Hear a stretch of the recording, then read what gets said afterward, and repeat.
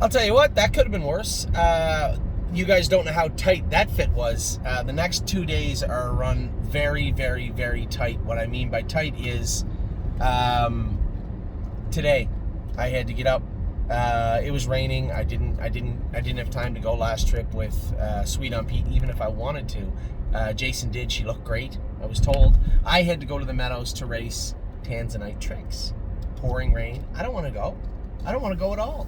But at the same time, I'm eager. I want to see what this filly looks like. I know, when we first entered her, I thought she would be in an easy class, but because she only has $11,000 or $12,000 made. But it goes by wins here. Non-winners of 3. That was unfair. Non-winners of 3, and she's got 11 grand made. So I had said to Tim and Dean after, I said, I know she's a nice filly and we'll race her here a couple of times, but I got to get her to a jurisdiction where they go by money, by earnings. So it'd be non-winners of 3, or Ontario does it, but they don't always fill on the B tracks. She made a break at Georgian Downs. So where do we go? Could go a number of places, but she'll be going somewhere in the near future where they go by money earnings. We'll race her there again at the Meadows because she earned it. She raced great. She couldn't have been tight coming in. I know that Cindy and Mike and Greg did a great job getting her tight heading into this race. Just off 2 weeks, her sick her last start. So did a great job getting her ready to go, but at the same time, she couldn't possibly have been race ready, and raced fantastic today. Lost a shoe up front in the mile and still winning 157-1 in the mud. Clearly it was muddy. So I come off the track.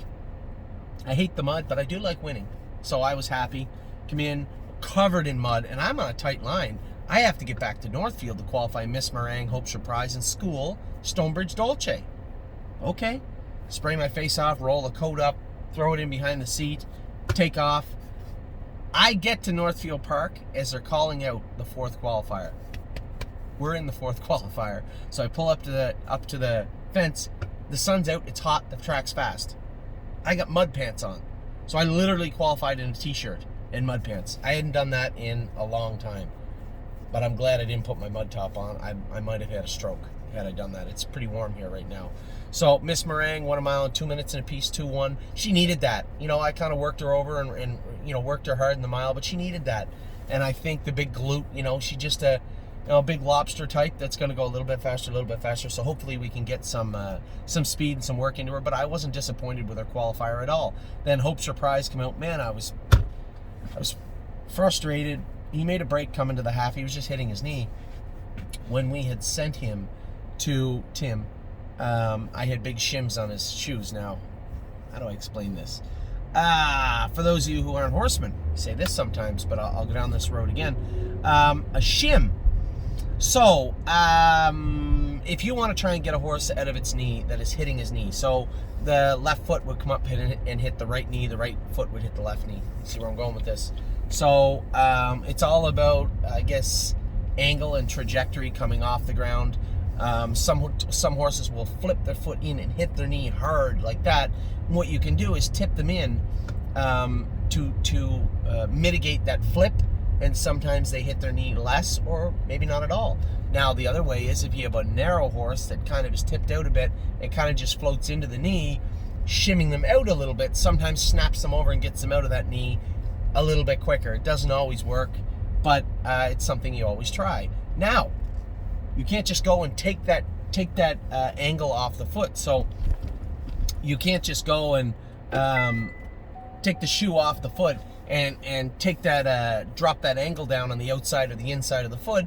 Once it's gone, it's gone. So what you do is you'll put a piece of a rim pad, a piece of a protective pad that a horse would wear on their feet, and you would create that angle artificially. It's called a shim. So we actually had Hope Surprise shimmed out. I sent him to Pennsylvania. He was hitting his knees, and through transition between that blacksmith shoeing and when we got him back here, the shims were removed. I didn't think anything of it. We went to qualify him. As soon as I got to the quarter pole, he'd hit his knee 3 or 4 times pretty hard, and I looked down. Where's the shims? No shims there. So He spun his knee boot around and made a break. I just let him coast under the wire. I don't think it's going to matter. I mean, people are going to judge him on what he is physically in front of them. He's a good-looking horse. They're not going to judge him on, oh, he made a break on whatever, Wednesday. I guess I don't want him anymore. So, it is what it is. It's a frustrating thing, but I don't know that we would get more or less money for him if he qualified in 2-2. I have no idea. And then I schooled Stonebridge Dolce. Man, oh man, she was good. 2 of us on the gate. Horse on the inside doesn't look that good. And he's hitting the bike. I don't know the guy that's going. Seems like a nice man. He wanted me to cut the mile, but Stonebridge Dolce's pulled up her whole life. I can't put her on the front end. Can I? I ended up on the front end with her. I didn't have a stopwatch with me. I forgot it in the car. I figured we were going around 2-2, 2-3, and sure enough, we pulled up, and the gentleman said 2-3 and 2. And she won the schooler. Did very well. Now, she's quite a ways from the winner's circle, but coming from a horse that looked horrible her entire life to the horse that went today, you'd be like, oh, geez, something there. So I was happy with Stonebridge Dolce. I wouldn't say that she's going to be qualifying and racing immediately, but at the same time, she looked good. So I was very pleased with her. So a great job by Stonebridge Dolce, great job by Miss Meringue. I know that Harlan Eltred did what he could, ended up hitting his knee and making a break. It's frustrating, but it is what it is. And then, man, oh man, Tanzanite got it done.